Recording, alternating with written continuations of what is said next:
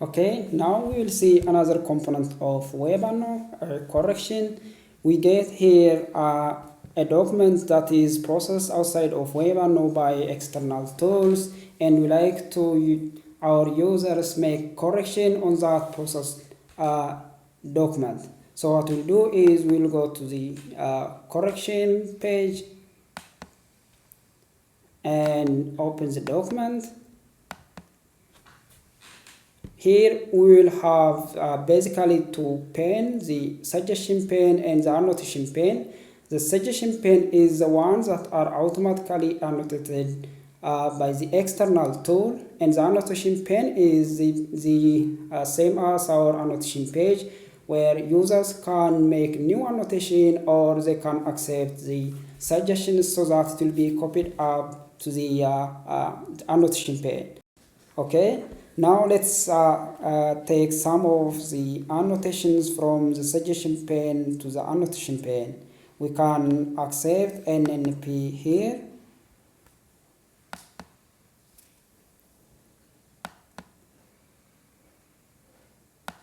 So as we click here, it will be automatically copied to the annotation pane. We can also copy not only span annotations, also the arc annotations can also be copied to the annotation pane.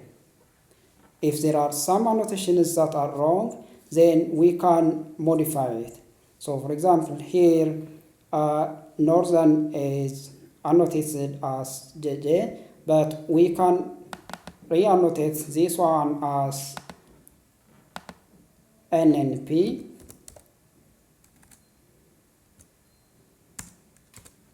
So that you can see that this is annotated correctly, and we can see this in red color, which means it is discarded by the user. This way we can facilitate the annotation by accepting correctly annotated documents. Okay, so now let's turn to something more complex. What we're trying to do here now is to use WebAnno's capabilities to learn a classifier from data that we provide and also from data that is annotated within WebAnno in order to automate predictions that we can choose as an annotator to speed up the process. So what I'm going to do is first I'm going to create a new project which I'll call automation demo, auto demo, and this is going to be an automation project. Click on save. I'm going to add a few users like annotators 1 and 2, and I'm gonna upload a document. So I use a plain text file that I'm taking from my disk here. So this is a Wikipedia file on the blue moon. And what I'm gonna do is I'm gonna add some layer, because this is gonna be demonstrated with chunking information. So I'm gonna create a chunking layer. This layer is a span layer. It attaches to nothing. It logs the token offsets. It allows multiple tokens, and it has a feature. The feature is called chunk. And for these chunks, I can add a tag set. So I'm gonna import a tag set that I have prepared. So the tag set basically contains the standard chunks. So here we have noun phrase chunks and preposition phrase chunks and conjunctive phrase chunks and other kind of chunks. And this is the same as the Connell 2000 tag set. And I'm gonna attach this tag set to the feature in the chunk layer. So this will make sure that annotators can only choose from this tag set. Now let's turn to the automation. So the layer we want to automate is the chunking layer. So this is where we want to do the predictions.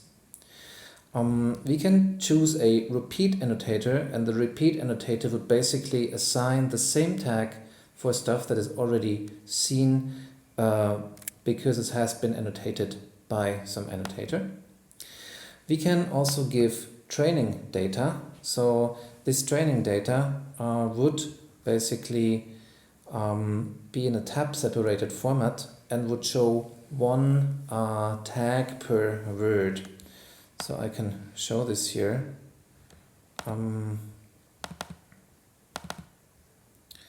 So training data for chunking would look like this. One moment. So if a word, a tab, a tag, a word, a tab, a tag, and this is the usual BIO scheme. So these kind of files we can supply here, and we can also supply several files. In this case, it's the training and test set of the Connell challenge. Import them here. And now what is known from chunking is that part of speech is a very good feature. So we actually want to leverage a part of speech layer in the machine learning we do. How do we do this? We go to this TabSap feature panel, and here we can choose files that contain training for arbitrary intermediate features. So this will basically train a machine learning classifier that produces these intermediate features, which are then subsequently used for the automation layer prediction. And here we have one file per feature. So in this case, I'm choosing a part of speech file that looks the same as the chunking file, but just with part of speech tags. I add it here.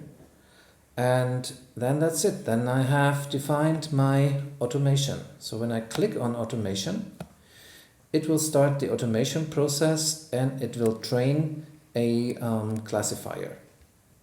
So this might take a while, and we can see the progress if we go to monitoring that we talked about earlier. So here in the automation demo project, we can see the current status, and it's currently processing train documents. And for this example, this takes about 10 minutes. So we go for a coffee break and return in a bit. Okay, so now back from the coffee break, we can see now here in the monitoring that the status is completed. So the learning has took place. And now let's see what that means to our automation panel, which is very similar to the correction pane. So we open up our document, and we see again we have this upper pane in the annotation, we have the lower pane, the suggestion pane. Maybe let's edit this so that we only show 3 sentences. And what we see down here is these blue labels is chunks that have been automatically proposed by the inbuilt prediction possibilities of WebAnno. So it marked a blue moon as a noun phrase, which is correct, so we can take over this. Is a verb phrase, which is correct. The noun phrase is correct. That appears is actually not a noun phrase. This is something else, maybe some other kind of chunk.